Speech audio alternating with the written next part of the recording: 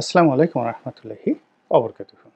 সম্মানিত দর্শক, সাবেক প্রধানমন্ত্রী শেখ হাসিনা এবং বর্তমান তত্ত্বাবধায়ক সরকার নয় অন্তর্বর্তীকালীন সরকারের প্রধান উপদেষ্টা ডক্টর মোহাম্মদ ইউনূস, এই দুজনের যদি একটা তুলনামূলক নির্মোহ আলোচনা করা হয়, এদের মধ্যে কি মিল রয়েছে কি অমিল রয়েছে, সেই বিষয়টি কেমন হয়? এর কারণ হলো, যে কোনোভাবেই হোক না কেন আমরা শেখ হাসিনাকে বাদ দিতে পারছি না। তাকে বিচার করব, তাকে ধরে আনব, তারপর তার দলকে নিষিদ্ধ করব, তার দলের নাম বাংলাদেশে কেউ উচ্চারণ করতে পারবে না। এই কথাগুলো বাস্তবায়ন করার জন্য আগে তো এই দলটি সম্পর্কে এবং শেখ হাসিনা সম্পর্কে আপনার জানতে হবে। সেই জানার জায়গাগুলো কি? আর যিনি এই কাজটি করবেন, তিনি বর্তমান যিনি প্রধান উপদেষ্টা, তাকেই কাজটি করতে হবে। তো সেক্ষেত্রে ডক্টর মোহাম্মদ ইউনূসকেও জানতে হবে আমাদেরকে যে আসলে উনি পারবেন কিনা। এখন আপনি দুজনকে দুটো যাকে বলা হয় মানুষের মধ্যে একটা লড়াই হচ্ছে। তো সেই লড়াইয়ের পূর্বে আপনি আশা করছেন যে অমুকে জিতবে, অমুকে জিতবে, স্বপ্ন দেখছেন। কিন্তু সেই স্বপ্ন দেখার চেয়ে যদি আপনি যারা লড়াই করছেন তাদের বৈশিষ্ট্যগুলো আপনি তুলনা করেন, তাহলে আপনি বুঝতে পারবেন যে আগামী লড়াইতে কারা জিতবে। তো এখন লড়াই চলছে পর্দার আড়ালে, তারপরে পর্দার সামনে, পেছনে, সব দিকে। এখন এই লড়াইয়ের মধ্যে কী ধরনের পরিস্থিতি তৈরি হয়েছে আমরা হয়তো 10-15% আন্দাজ করতে পারছি। কিন্তু বাকি 85-90% ঘটনা ঘটছে পর্দার অন্তরালে, এবং সেগুলো রীতিমতো ভয়ঙ্কর। এবং এতটা ভয়ঙ্কর যে আপনারা শুনলে মানে আমি এই কথাগুলো বলতে পারবো না। 85% যে কাজগুলো চলছে সবই চক্রান্ত। অর্থাৎ শেখ হাসিনাকে জলে, স্থলে, অন্তরিক্ষে দমন করে নিজের ক্ষমতা প্রতিষ্ঠিত করার জন্য বর্তমান শাসক শ্রেণী যে কাজগুলো করছে তার মাত্র 10-15% আপনি জানতে পারছেন। বাকি কাজগুলো গোপন। আপনি বুঝতে পারছেন না। তার একটা নমুনা খালি যে শোনা যাচ্ছে যে করিডোর দেওয়া হচ্ছে রোহিঙ্গাদেরকে, আরাকান আর্মিদেরকে, জাতিসংঘ এবং আমেরিকাকে খুশি করার জন্য। জাস্ট একটা উদাহরণ দিলাম। এরকম অসংখ্য ঘটনা ঘটছে। আবার শেখ হাসিনা ওখানে বসে, আওয়ামী লীগ ওখানে বসে যা করছে, বাংলাদেশে যা করছে তা 5%। অর্থাৎ ঝটিকা মিছিল করছে, তারপর শেষে সামনাসামনি ওই যাকে বলা হয় ওয়েব মিটিং করছে, আর মাঝে মধ্যে অডিও বার্তায় শেখ হাসিনা কথা বলার চেষ্টা করছে, এটা দৃশ্যমান। কিন্তু তলে তলে যে কি কাজগুলো হচ্ছে, লন্ডনে কি হচ্ছে, আমেরিকাতে কি হচ্ছে, ঢাকাতে কি হচ্ছে, তারপরে দিল্লিতে কি হচ্ছে, এটা আমরা জানি না। যদি জানতেন নিশ্চিন্তে থাকার মতো কোনো রিজন নেই, অস্থির হয়ে পড়তেন। ক্ষমতা এমন একটা জিনিস, ক্ষমতার জন্য নিজের বাপকে মেরে ফেলে, বাপ তার সন্তানকে মেরে ফেলে, এবং একটা দুটো না, মা তার সন্তানকে মেরে ফেলে, সন্তান তার মাকে মেরে ফেলে। এরকম অসংখ্য অশ্লীল, অশ্রাব্য অনেক ঘটনা ঘটে, অসভ্যতামি অনেক ঘটনা ঘটে। যে মানুষ একটা পিঁপড়া মারে না, ক্ষমতার মোহে পড়ে সে লাখ লাখ মানুষকে মেরে ফেলে। মানে এরকমই ক্ষমতা। এটার যাকে বলা হয়, এটার কোনো ব্যাখ্যা নাই। যে মানুষটি সারা জীবন একটা উদাহরণ বলি তাহলে বুঝতে পারবেন। খলিফা আব্দুল মালিকের নাম তো আপনারা শুনেছেন, যেটা উমাইয়া শাসকদের মধ্যে যিনি যাকে বলা হয় founder of the Umayyad dynasty, অর্থাৎ মুয়াবিয়ার পরে ইয়াজিদ, ইয়াজিদের পরে মারওয়ান, মারওয়ানের পরে যিনি ক্ষমতায় এলেন তিনি এই আব্দুল মালিক। তো আব্দুল মালিক যখন ক্ষমতা এলেন তাকে বলা হতো, যাকে বলা হয় সারাক্ষণ তিনি কোরআন নিয়ে থাকতেন, মসজিদ নিয়ে থাকতেন, দুনিয়ার কোনো বিষয়ে তার কোনো যাকে বলা হয় আগ্রহ ছিল না। তো এখন যেদিন তাকে জোর করে, বলতে গেলে ধরে, মসজিদ থেকে ধরে নিয়ে উমাইয়ারা তাকে দামেস্কের সিংহাসনে বসালো, এবং তিনি ক্ষমতায় বসার পর এই মানুষ যে কাজ করেছেন, একটা সুন্দর শাসন দিয়েছেন, ৯০ বছর তার বংশ রাজত্ব করেছে, সবই ঠিক আছে। কিন্তু তার যে শাসক হাজ্জাজ বিন ইউসুফ, ইরাক অঞ্চলের শাসক, তার মাধ্যমে তিনি পুরা কাবা শরীফ মিনজানিক যন্ত্র দিয়ে, কামান দিয়ে কাবার সমস্ত ওয়াল ভেঙে তছনছ করে ছুঁড়ে দিয়েছেন। এরপর আল্লাহ রাসূলের আহলে বাইত যারা ছিলেন তাদেরকে ফাঁসিতে টানিয়ে মেরেছেন। এবং সে বলতেছে যে এই ঘরের যে কোনো অলৌকিকত্ব নাই, এজন্য এই হাজ্জাজ বিন ইউসুফ ওই ঘরের মধ্যে ঘোড়া বেঁধে রেখেছে, দেখি কি হয়। তো মানে ক্ষমতা মানুষকে এই পর্যায়ে নিয়ে যায়। তো খলিফা আব্দুল মালিকের যদি প্রাথমিক জীবন ধরেন, তাহলে এইগুলোর সাথে আপনি মিলাতে পারবেন না। আবার এখন ডক্টর মোহাম্মদ ইউনূস, তাকে যদি এখন এখানে দেখেন যে তার অতীত কর্মকাণ্ড দেখেন, কিন্তু ক্ষমতার চেয়ারে বসার পরে আপনাকে মনে করতে হবে যে এই চেয়ার রক্ষা করার জন্য পৃথিবীর যত নিষ্ঠুর শাসকরা যা কিছু করেছে উনি সেগুলোর সুযোগ পেলে একটাও বাদ দেবেন না। এটা হলো নর্মাল ব্যাপার। তো এই বিষয়গুলো নিয়ে ডিটেলসে যাব না, আমি সঙ্গত কারণে একেবারে প্রথমে মিল অমিলগুলো বলে নিই। শেখ হাসিনার মধ্যে মিল অমিলগুলো বলে নিই, যেন আগামীতে যে ফাইটগুলো হবে সেটা আপনারা বুঝতে পারেন যে ফাইটের ফলাফলটা কী হতে যাচ্ছে। প্রথম হলো তাদের দুজনের মধ্যে ১ নম্বর মিল হলো উভয়ই বয়স্ক। তাদের বয়স, ওনার বয়স ৮৬ বছর, ওনার বয়স এখন ৭৯ বছর, ৪-৫ বছরের ছোট পূর্বিনা। শারীরিকভাবে দুজনেই সুস্থ, যথেষ্ট সুস্থ, কোনো কথায় জড়তা নেই। তারপরে শেষে তারা দিদে আসছে, মানে যা ইচ্ছে তাই বলে যেতে পারেন। আপনি প্রশ্ন যাই করেন না কেন, তিনি তার দ্বারা রাগান্বিত হবেন না বা প্রভোক্ট হবেন না। দুজনই তারা তাদের মতো কথা স্টাইলে, আওয়ামী লীগ স্টাইলে আর গ্রামীণ ব্যাংক স্টাইলে তারা দুজনে কথা বলে যাবেন। ৩ নম্বর হলো যে তারা দুজনই ভ্রমণ পিপাসু, প্রচুর ভ্রমণ করেন। তারপরে তারা হলো, এখন আর নম্বর না দিয়ে বলে যায়, তারপরে তারা হলো যে তারা পাত্রমিত্র লোকজন নিয়ে ঘুরতে পছন্দ করেন, আপনজনদেরকে তারা পছন্দ করেন, আত্মীয় স্বজন, বন্ধু বান্ধব। এমনকি যদি কেউ কোনো কালে, আগে যেমন দেখা গেল তার ঘোড়ার রক্ষক ছিল, তো এরকম লোককেও তারা মন্ত্রী বানাতে কার্পণ্য করেন না। বাসার পিয়নকে যদি তারা কোনো মন্ত্রীর উপরে বসাতে মানে আগ্রহ প্রকাশ করেন, সেক্ষেত্রে দেখা যাচ্ছে যে এখানে আপনি তাদের এর মধ্যে অমিল পাবেন না। জাস্ট একটা উদাহরণ দিলাম। তারা উভয়ই প্রচার পছন্দ করেন, প্রশংসা পছন্দ করেন। এরপরে বিদেশে গিয়ে পত্রপত্রিকার সাক্ষাৎকার দিতে পছন্দ করেন এবং যা মুখে আসে তাই সেখানে তারা বলে আসেন এবং এক একটা বক্তব্য বলে আসেন, এবং সেটা হইচই পড়ে যায়। শেখ হাসিনার জমানাতেও পড়েছে, এখনও পড়ে যাচ্ছে দেশে এবং দেশের বাইরে। তারপর তাদের যে জিনিসটি রয়েছে সেটি হলো তাদের একটা ম্যাগনেটিক পাওয়ার রয়েছে মানুষকে আকর্ষণ করার। দুজনেরই একটা কমিউনিটি তারা পাগল বানিয়ে ফেলেছে। যেমন ডক্টর মোহাম্মদ ইউনূস এবং গ্রামীণ ব্যাংকের যারা লোকজন, প্রথম থেকে একটা বিরাট গ্রুপ, তারা ইউনূস সাহেবকে দেবতা মনে করেন।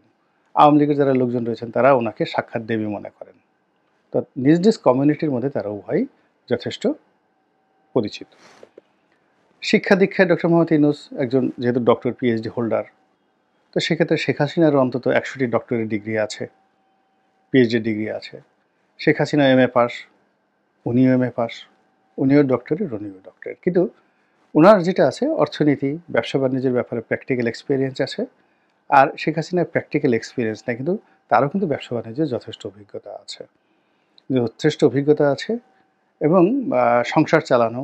ওয়াজেদ মিয়া সাহেব তো অন্যরকম ছিলেন, ম্যানেজমেন্ট করা, এবং তিনি তলে তলে যে সকল প্রতিষ্ঠানগুলো করে গেছেন, যে সকল ফাউন্ডেশনগুলো করে গেছেন, সেইগুলোর যে ভিত্তি, ফাইন্যান্সিয়াল স্ট্যাবিলিটি, কর্মকাণ্ড, এগুলো ডক্টর মোহাম্মদ ইউনূসের যে গ্রামীণ ব্যাংক, গ্রামীণ ফোন, এগুলোর চেয়ে কোনো অংশে ছোট নয়, বরং আরও ভালো, আরও বড়। এবং তিনি যে ট্রাস্টগুলো করে গেছেন, শেখ হাসিনা যে ট্রাস্টগুলো করে গেছে, সেই ট্রাস্টগুলো ডক্টর ইউনূসের যে ট্রাস্টগুলো, সেখানে যে বিতর্কগুলো হতে পারে, তিনি সেই বিতর্কের ঊর্ধ্বে আরও কৌশলে সেই ট্রাস্টগুলো তিনি করে গেছেন। ফলে ৩২ নম্বর ভাঙা হয়েছে, সুধা সদন ভাঙা হয়েছে, কিন্তু আনাচে কানাচে অন্ততপক্ষে ৪ থেকে ৫ লাখ লোক এখন পর্যন্ত শেখ হাসিনার ট্রাস্টের মাধ্যমে বেনিফিটেড, সব জায়গাতে চলে গেছে। এরপর শেখ হাসিনা যে গুচ্ছ গ্রামগুলো করেছেন, মানে রাজনীতির বাইরে তিনি একটা কমিউনিটি তৈরি গেছেন গরিব মানুষের জন্য। সেই গুচ্ছ গ্রামে যারা বসবাস করে, তিনি লক্ষ লক্ষ আ ঘর দিয়েছেন। মানে গুচ্ছগ্রাম একটা একটা জায়গাতে গুচ্ছগ্রাম করেছেন, ওখানে একটা কমিউনিটি আছে। এখানে মরে গেলেও শেখ হাসিনার কথা সবাই বলবে। এরা খালেদা জিয়ার কথা বলবে না, কেউ বলবে না। ওরা সব আওয়ামী লীগ করে। এখন বাংলাদেশে প্রান্তিক লেভেলে যেয়ে দেখেন কত হাজার গুচ্ছগ্রাম আছে, আর কত হাজার গুচ্ছগ্রামে কত লাখ লোক বসবাস করে। এর বাইরে তিনি ঘর দিয়েছেন। বিভিন্ন মানুষকে আলাদা, আলাদা ঘর দিয়েছেন। এটা লাখ, লাখ লোককে ঘর দিয়েছেন। এখন যে পরিবার একটা ঘর পেয়েছে, তাকে আপনি মারলেও সে শেখ হাসিনার বাইরে যাবে না। এরপরে প্রধানমন্ত্রীর ত্রাণ তহবিলকে তিনি ব্যবহার করেছেন। অসাধারণভাবে তিনি এই ত্রাণ তহবিলকে ব্যবহার করেন। ২ হাতে টাকা নিয়েছেন ব্যবসায়ীদের কাছ থেকে, এবং ত্রাণ তহবিলের ট্রানজাকশন দেখলে আপনার মাথা খারাপ হয়ে যাবে। আবার ২ হাতে সেই মানে ব্যয় করেছেন। মন্ত্রীরা আর এমপিরা যে যেভাবে যাকে রিকমেন্ড করেছে। এখন গ্রামের একটা লোক ধরেন আমার কাছেই আসছে, আমি সাবেক এমপি। তা বলে, "স্যার আপনি লিখে দিলেই হয়ে যাবে।" তা আমি বললাম যে, "দেন।" আসছে যখন বলছি লিখে দেই। আমি বিএনপিতে তখন। লিখে দিলাম। সুপারিশ করা গেল গোলাম মোল্লা রনি। হাসতে, হাসতে এসে বলল যে, "স্যার আমি তো ৳১,০০,০০০ পেয়ে গেছি প্রধানমন্ত্রীর ত্রাণ তহবিল থেকে।" তো এইরকম যারা ওখানে সুযোগ সুবিধা পেয়েছেন, তারা আলাদা হয়ে গেছেন। আর ওই লোকগুলো এখন যদি এসে সেই ত্রাণ তহবিলে কিছুই না পায়, তারা সঙ্গত কারণেই এখানে যাকে বলা হয় আ কেমন একটা নেতিবাচক ধারণা পোষণ করবে। তো এনিওয়ে এরকম অসংখ্য মিল রয়েছে তাদের মধ্যে। আর অমিলের যে জায়গাটি, সেটা হলো আ এখনো পর্যন্ত শেখ হাসিনা শ্রুড, প্রতিহিংসা পরায়ণ। তিনি ক্ষমা করেন না, এটা নিশ্চিত।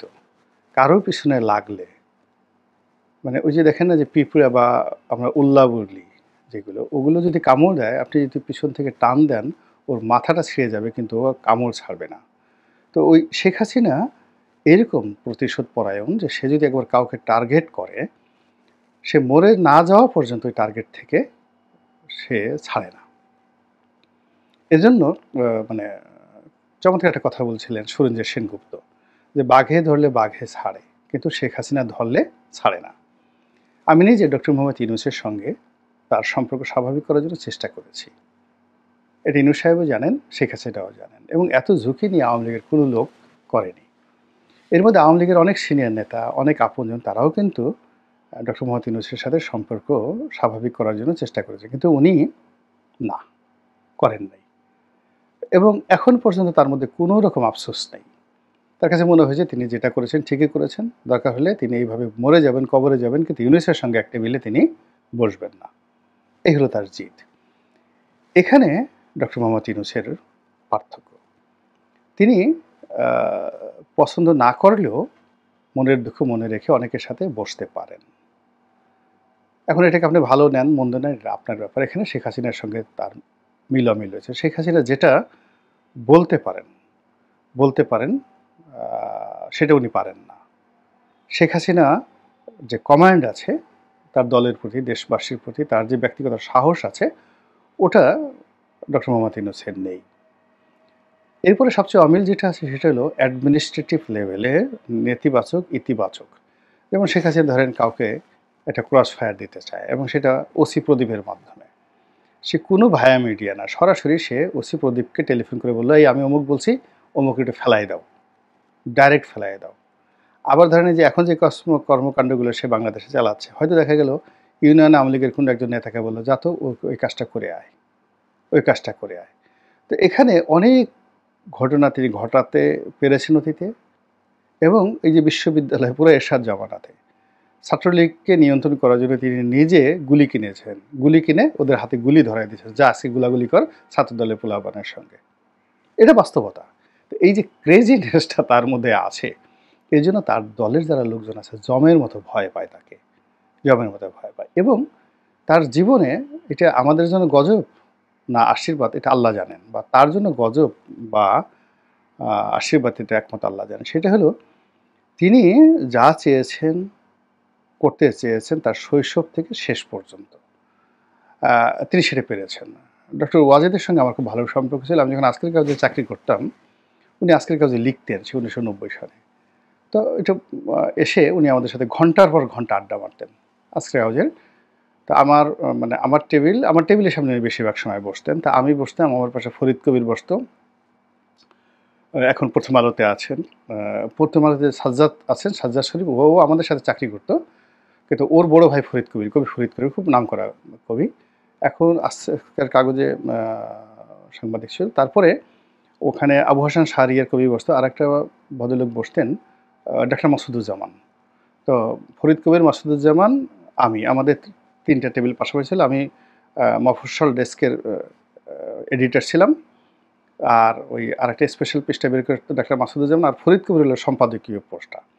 তো সম্পাদকীয় পোস্টে প্রথম আমরা চেষ্টা করলাম যে ওই গতানুগতিক বাইরের লেখকদেরকে এনে সম্পাদকীয়, এই যে এখন আমরা যেভাবে লিখছি কন্ট্রিবিউটিং এডিটর, তো ওভাবে যার জন্য নতুন সব লেখকরা এসে ওখানে বসে থাকতেন। তা ফরিদ কবিরের টেবিলটা ছিল সবচেয়ে বেশি ভরপুর। আর আমার টেবিলটা যেহেতু সারা বাংলাদেশের ৬৪টা জেলা, সমস্ত উপজেলার যারা প্রতিনিধি সবাই আমার কাছে আসতেন তাদের নিউজ নিয়ে। তো এই দুটো টেবিল একে রমরমা। যাই হোক, তা কখন দেখা গেল যে আমার লোক গিয়ে ফরিদ কবির সামনে গিয়ে বসতো, আবার ফরিদ কবির সাহেবের লোক গিয়ে আমার কাছে বসতো। ফলে আমার সাথে ফরিদ কবিরের একটা সবচেয়ে বন্ধুত্বটা বেশি গড়ে উঠলো, পাশাপাশি দুজনে এভাবে বসতাম আর কি। তো উনি যেহেতু লিখতেন ফরিদ কবির ওখানে এসে, ওখানে সামনে সিট থাকলে এসে আমার সামনে বসতেন, আমার সাথে গল্প গুজব করতেন। তখন আমি ব্যক্তিগতভাবে শেখ হাসিনার ব্যক্তিগত বিষয় নিয়ে, তার বৈবাহিক বিষয় নিয়ে অনেক খোলামেলা বিষয় আলোচনা করতেন এবং উনি দ্বিধা আসছে সব ফটাফট করে বলতেন। এবং উনি যেটা বলতেন তার মধ্যে একটা হলো যে বঙ্গবন্ধু তাকে ভয় পেতেন, তার যে জিদ ছিল। শেখ কামাল তাকে ভয় পেতেন, পরিবারের সমস্ত লোক, তার মাও তাকে ভয় পেতেন। ছোটকাল থেকে তিনি খুব জেদি ছিলেন, ভীষণ রকম জেদি ছিলেন, যেটা বলতেন সেটা করে ছাড়তেন। এইগুলো এটা। আর তার মধ্যে দুটো, একটা হলো শিশুর মতো সরলতা ছিল, আবার কুটিলতা ছিল, দুটো একসাথে। আপনার মানে মনে হবে আপনার বোন, একেবারে বোন। যদি সে আপনার বোন হয়, রিয়েলি সে আপনার বোন। যদি সে আপনার শত্রু হয়, তাহলে তার মতো কুটনি বুড়ি আর পৃথিবীতে নাই। এখন যে যেইভাবে তাকে ব্যবহার করতে পেরেছে, সালমান তাকে সামহাও বোন বানিয়ে ফেলতে পেরেছে, সালাউদ্দিন কাদের চৌধুরী তাকে বোন বানিয়ে ফেলতে পেরেছিল। কিন্তু যারা শত্রু বানিয়েছে তাদের কিন্তু সবাইকেই তিনি একেবারে ভ্যানিশ করে দিয়েছেন। সেটা তুফাইল সাহেব বলেন, সুরঞ্জিত বাবু বলেন, মানে সাজিয়া চৌধুরী বলেন, প্রত্যেকটা মানুষকে তিনি একেবারে, আব্দুল সামাদ আজাদ বলেন, এদের জীবন তিনি হারাম করে দিয়েছেন পার্টির মধ্যে, নিজেদের দলের মধ্যে। আর ইনুস সাহেবের কাছে যদি জিজ্ঞেস করেন তাহলে আপনি বুঝতে পারবেন, ইনুস সাহেবের কাছে গিয়ে যদি খালি পাশে খালি শেখ হাসিনার একটা, মানে উনি ঘুমায় আছেন, সকালবেলা আসসালাতু খায়রুম মিনান নাউম, ওই যখন আজান হয়, আজানের পরপর যদি হঠাৎ পাশে একটা টেপ রেকর্ডার ছেড়ে দেওয়া হয়, আমি কী খবর, আমি শেখ হাসিনা বলছি, বা স্যার আপনি কেমন আছেন, উনি তাকে স্যার ডাকতেন নাকি, ইউনুস সাহেব আমাকে নিজেই বলেছেন যে তাকে স্যার ডাকতেন। কী খবর স্যার, কেমন আছেন? বিশ্বাস করে সেই রুমে যে কী হবে। তো এই যে একটা, আপনি যতটুকু বললাম ভিডিও যেন আরও বড় না হয়, যে এই যে মিল এবং অমিল, এই বিষয়গুলো একটু পর্যালোচনা করে সামনে যে ফাইটিংটা আসছে, একদিকে আওয়ামী লীগ আর একদিকে এনসিপি, একদিকে শেখ হাসিনা আর একদিকে ডক্টর মোহাম্মদ ইউনূস, একদিকে ওনার আমেরিকার জো বাইডেন প্রশাসনের সাবেক কর্তা ব্যক্তি, অন্যদিকে ইন্ডিয়া, আবার শেখ হাসিনার যারা সাহায্যকারী রাজনৈতিক শক্তিগুলো আছে তারা তো বাংলাদেশে এখনও বলিয়ান, তারা প্লাস এনসিপিকে যারা সাহায্য করতে চাচ্ছে তারা, সব মিলে আগামীর যে ফাইটিংটা কোন পর্যায়ে যাবে এবং পরিণতি কী হবে একটু চিন্তা করলেই বুঝতে পারবেন। খুব বেশি জ্ঞানী হওয়ার দরকার হবে না। আল্লাহ আমাদের সবাইকে হেদায়েত দান করুন এবং হেফাজত করুন। আসসালামু আলাইকুম রহমতুল্লাহি ওয়া বারাকাতুহু।